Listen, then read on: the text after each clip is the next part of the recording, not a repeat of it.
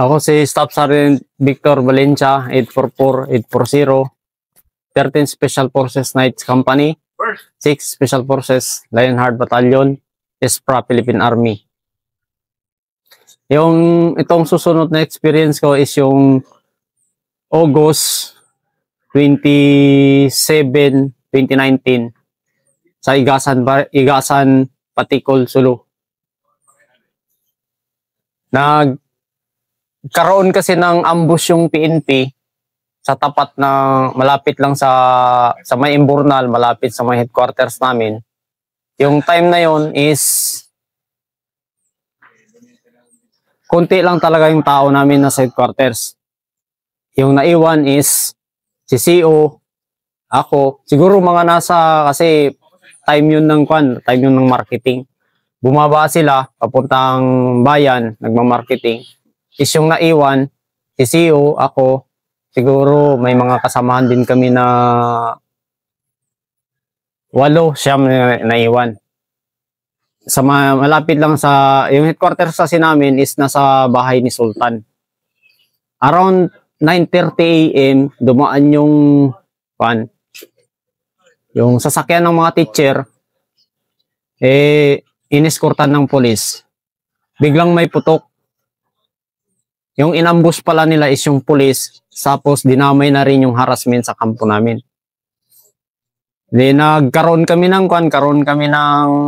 response sa kanila, mga ilang minuto, hanggang sa nag-withdraw yung kalaban.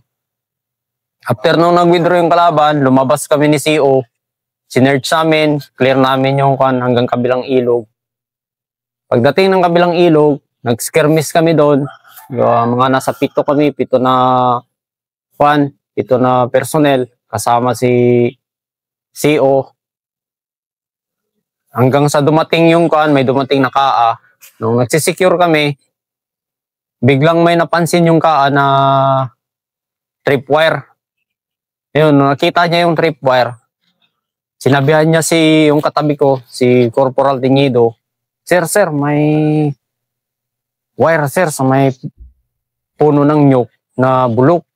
Nung nakita ngayon ni Teñido, sir, na Corporal Teñido, sinabi niya na tiis, may IED. In-inform namin kay CO, kay Captain Abibas, tumawag si Captain Abibas doon sa batalyon, sa may Buanginan. Nagdala sila ng AOD, kasama K9, sinerge. Positive, sir, na IED talaga. Kasi IED sa kabahayan din, malapit. Hindi masyadong malayo. Medyo malayo na, sir, kasi tawing ilog siya, sir. Kabilang ilog siya. Pero around sa highway, sir, is nasa mga nasa 25 meters lang siguro, sir. Hindi, kasi dito kasi ang bilangan kasi natin, ako galing lang ako sa isang SF battalion nyo sa Surigao, tsaka ang bilangan kasi doon ng mga IED, medyo sa bundok-bundok na talaga yung IED, di ba?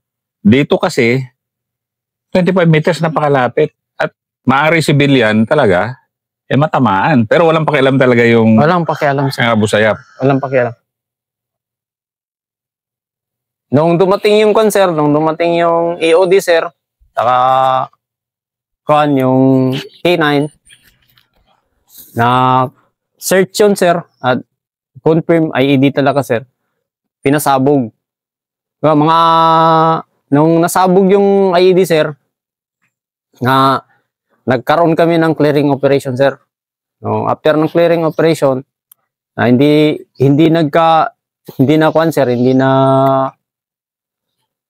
namin na alam, hindi namin na pansin na may isa pa pala, sir, na iwan. Yung naiwan, sir, kung saan yung medyo malinis talaga, sir, at nakatakpan lang siya ng dahon ng nyug. Yun yung naapakan ni Corporal Gutierrez, sir. Yung pag-apak ni Corporal Gutierrez, sir, nagulat kami, sir. Nagkatabi kami na naapakan yun, sir. Kaya, nung sumabog, halos yung tropa ko, sir, si Sergeant Pakulba, natamaan din, sir, nawundit. Tapos, nagulat din ako, sir, nung pag-ikot ko, Sumigaw si Sir Abiba, sir. May tao na iwan. Paglingon ko, sir, dalawa na lang kami ni Sir Abibas is nasa area. Kasi nag-withdraw na yung ibang tropa, sir. Pag akyat ko, hindi ko na nakilala, sir. Yung tao ko na pala, sir. Si Corporal Gutierrez. Yun yung reason, sir, na naputulan siya ng paa.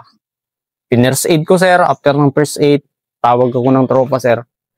Na, sir, ibak namin, dala sa ospital. Hindi ko rin namalayan, sir. Na may narinig lang ako sa baba, sir, na is kaninong cellphone to. Pag tingin ko sa pouch ko, sir, wala na yung sir. Wala na yung pouch ko sa dibdib, sir. Wasak. Sa awa ng Diyos, sir, niligtas ako ng cellphone ko, sir. Yung Samsung, sir. Kasi nung time, sir, wala akong suot na vest, sir. Tinawaan ka? Tinawaan sa dibdib, sir. Yung cellphone. IED o bala? IED, sir. Aray. Yung sir, yung bala na tinamaan din ako, sir. Yung sa igasan yun, sir. Through and through din, sir. Ito IED. Ito IED, sir. Pero yung nga, maintindihan ko kasi na-picture ko na nga si, Master Gutierrez and putol talaga pa. Binigay nga niya yung video pero hindi ko lang pinost. Putol, sir, kasi ako yung sir Ako yung nag-assist sa kanya, sir. Sige, isa-isahin nga muna natin. Paano mo in-assist yung tropa mo? Pagtingin ko kasi, sir, ang una ko palang tingin, sir, is yung paa niya, sir, is parang kaliwa ata yun, sir. Kuha na siya, sir, parang putol na, sir. Tapos sumasabit-sabit na lang yung kanya, sir. Yung dito niya banda, sir. Kung ito yung paa natin, sir, is nakaganon siya, sir. Ito, sir, baliktad na yan, sir. Dito na yan.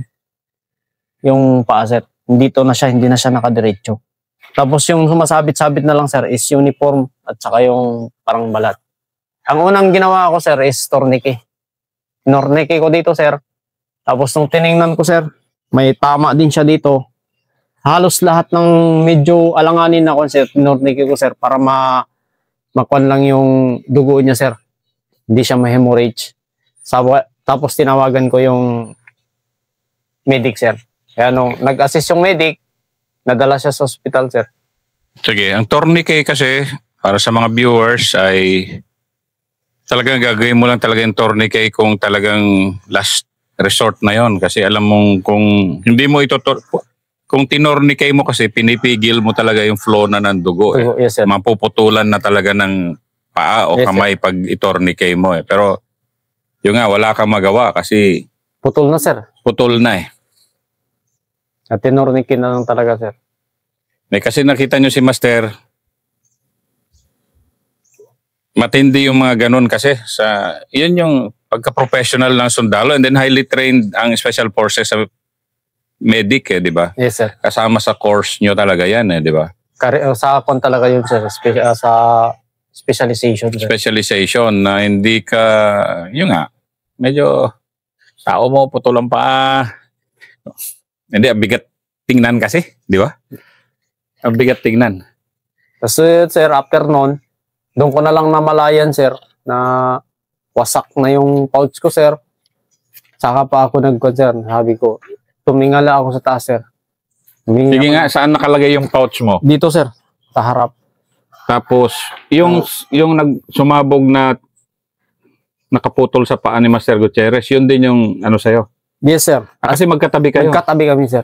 Siguro, mga nasa 3 meters lang siguro siya, sir. Nasa unahan ko. Tapos makaharap ko. Tapos si Captain Abiba, sir. Pero advertisement to sa Samsung. Isang IED. Puro Samsung nga, sir. Dalawang pan, sir. Samsung. Kasi yung encounter naman sa Igasan, sir, yung through and through tumama sa akin, sir. Sa deep pa rin, sir. Tinamaan din yung cellphone Tinamaan mo? din yung cellphone ko, sir. Oh, Yung Samsung naman dyan. Samsung din, sir. Yung maliit. Yung keypad. Keypad, oh. Sir. So, ibig sabihin yung doon sa unang encounter mo, tumama sa kamay mo, tumalaw sa baril mo, ang dulo niya yung Samsung. Iba yung kon, sir. Iba yung sa baril, sir. Iba din yung sa kon, sir. Dalawa tama mo doon. Dalawang tama ko doon, sir. Aray ko po. Yung pangalawa, sir, nung time na yun, sir, na pinapa-withdraw ko yung tropa, sir. So, dalawang beses ka nila, dalawang beses, hindi mo, beses. ayun, muntikan, hindi nga, tinamaan ka na nga eh. Yun lang Tapos talaga. yung mga kwan ko, sir, yung mga bandoler ko, sir, butas-butas yun. Yung una. O, yung sa Igasan, sir. Butas-butas yung mga magasin, sir. Dapat pang Actually, sir, yung picture ng mga magazine. ilagay natin dito para pag museum ng mga banat yan. Di ba? Museum sa Special Forces yung mga... Ibig sabihin, hindi lang dadalawang bala tumama sa'yo. Hindi lang, sir. Kaya, sir, gawin Sa igasan to, sa igasan to. Igasan, sir. Kaya sabi ko nga, sir, gawin pasalamat ko, sir, na siguro hindi ko pa talaga oras, sir. Kasi nga, wala kang cover. Yung una kasi, wala kang cover talaga. Yes, sir, walang cover. So, target paper ka talaga ng mga busaya. Tapos yung tinamaan ako, sir, ng pan, nung true intro, sir, wala din akong cover nung time na yun, sir, kasi kino-command ko na sila, sir. Nilalapitan ko, mag-withdraw na kayo, dahan-dahan lang. Tapos, tinuturo ko, sir, dito. Kasi ayaw ko, sir, na malayo kami sa KN. Ayaw ko rin na iwanan namin yung KN. Kasi baka mapasukan, sir, at lagyan ng IED. Yun yung kwan ko doon, sir. At saka baka masunugan yung KN. Pero, yung nga, Samsung. So, pangalawa, Samsung ulit. Samsung. Talaga buti na lang swerte si Samsung, ano? Kaya nga, sir, kaya ngayon, sir, hindi ko nga, sir, pinapalitan yung brand ng cellphone ko, sir.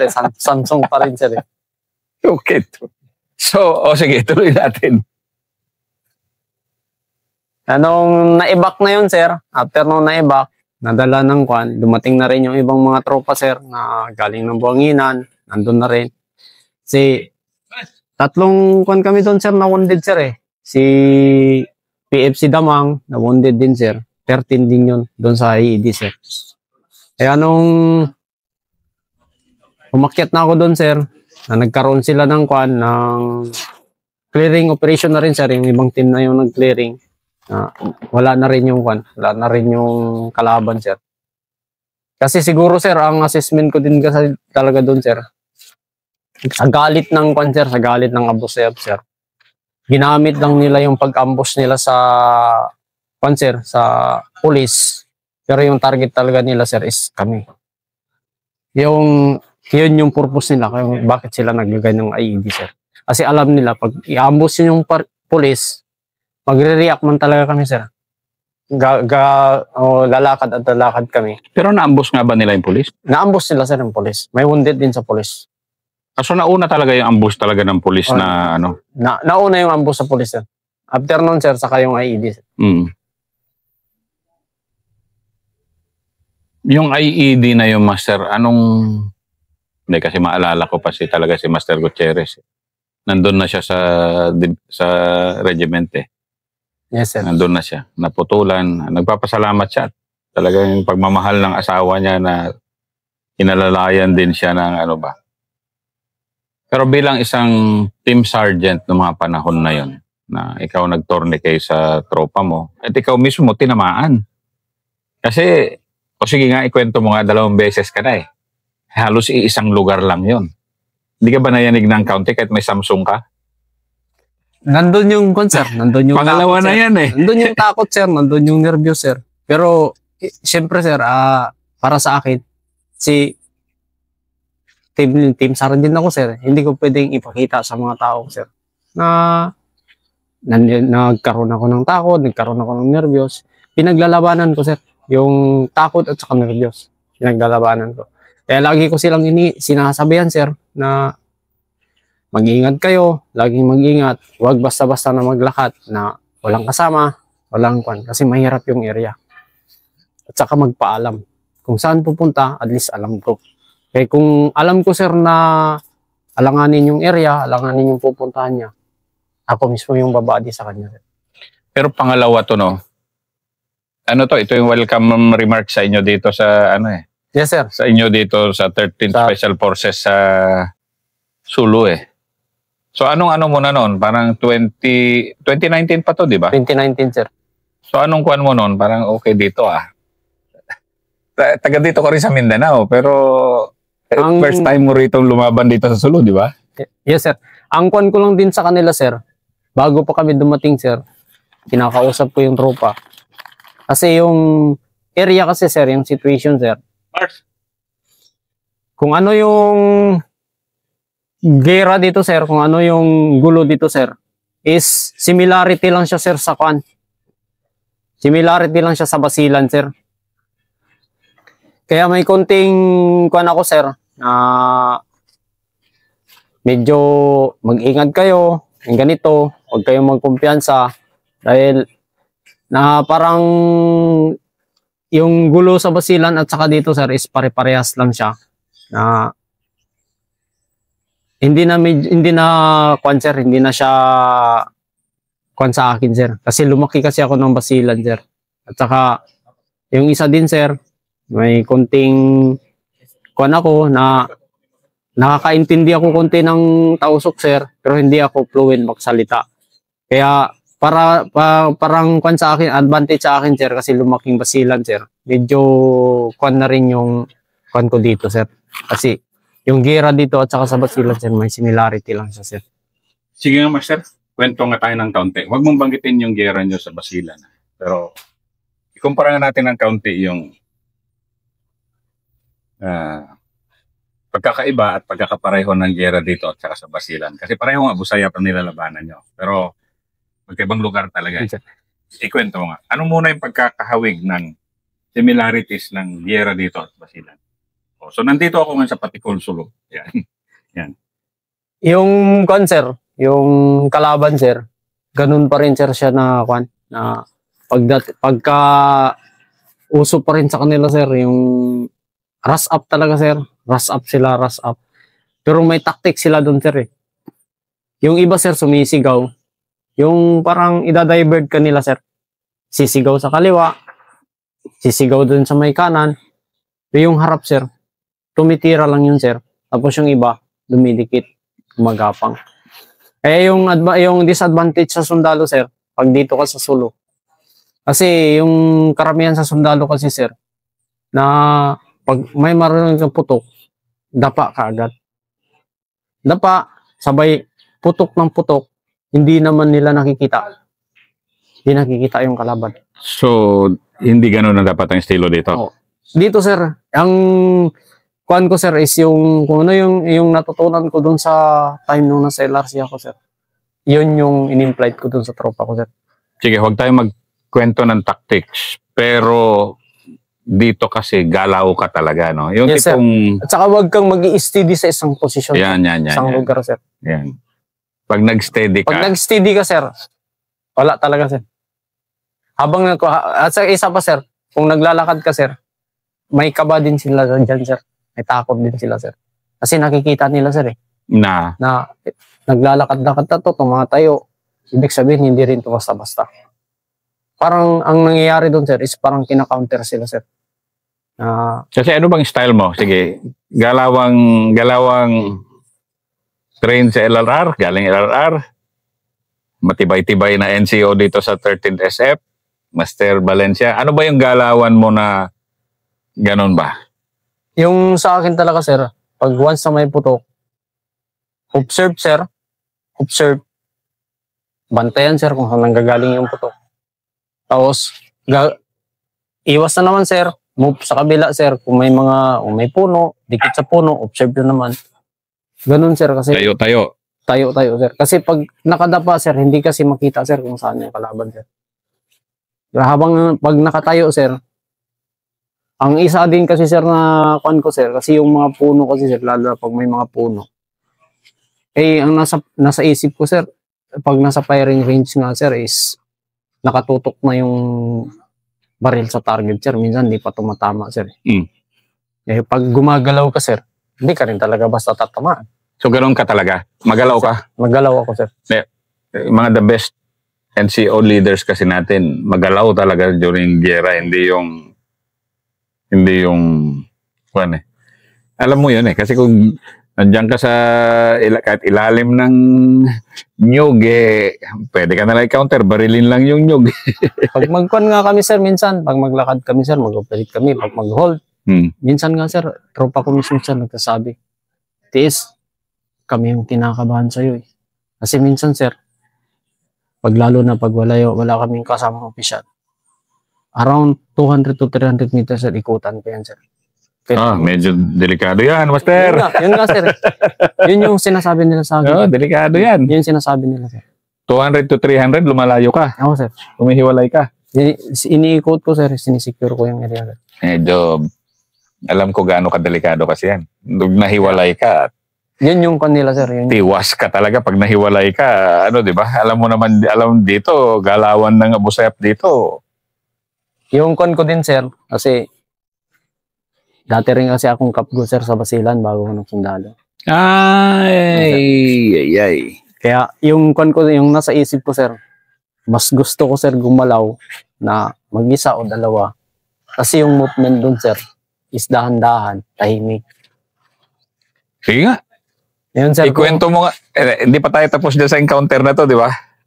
yung sa kon, sir, IED, sir, okay na yun, sir. Okay na yun. O sige, ikwento mo nga yung buhay kapgo mo. Na-encounter ka ba bilang buhay kap? Mayroon, sir. Ikwento mo nga yan. Buhay kapgo bago nag-special forces. Nag-kapgo kasi ako, sir, time ni Sir Bacala, sir. 2000. Siya yung kon, sir. Siya yung CEO ng 24 Company, sir. Noong time na yun, sir. Sa Basilan. Kainitan. Kainitan talaga ang Basilan, sir. Kaya yung kon ko doon, sir, minsan, nung una, sir, is nasa detachment ako, nagjo-duty. Sinisecure yung kon, sir, yung ina-RSan namin, sir, is kon yung kidnap area. Lahat ng kidnap na nangyari sa Basilan, sir, yung early 90s, doon kinukuha, sir. Kaya yun yung area na yun, yung ina-RSan namin, sir. 2001 ata, sir, nakalimutan ko lang yung kon, sir. Kalimutan ko lang yung petsa at saka yung buwan. Basta nasa 2001, sir. Nagkaroon ng encounter doon, sir, sa may area ng Balatanay, sir. Area ng Balatanay. Yun yung ano? Balatanay, na-encounter din ang ranger doon. Yun eh. Yes, sir. Ito ba yun? Yan, sir. Colonel Almodovar to. O, yung mga lugar na yan, sir. O kasi magmimiss tama yan si Colonel Almodovar, Monching, si Andrew Bacala. Yeah, alam ko idol na idol nyo si Andrew. Sige, kwento mo nga yung encounter nyo sa Balatanay. Ikuan lang din naman yun, sir. Hindi siya mag-aanong kuan. Kasi matras din kagad yung kuan, sir. Matras din yung kagad yung kalaban, sir. Yung kuan niya. Na siguro mga nasa 30 seconds lang, sir. 30 minutes. Ganun, sir. Hindi siya totally na kuan, sir. Yun yung first encounter ko na yun, sir. Tapos Pero sige nga, Master, ano utak mo nun? Kasi para maging kapgo, mag-volunteer bilang kapgo sa Basilan sa panahon na yon, panahon niya ni na Abu Sabaya, kalakasan na Abu Sayyaf, medyo bakit ka nagkapgo?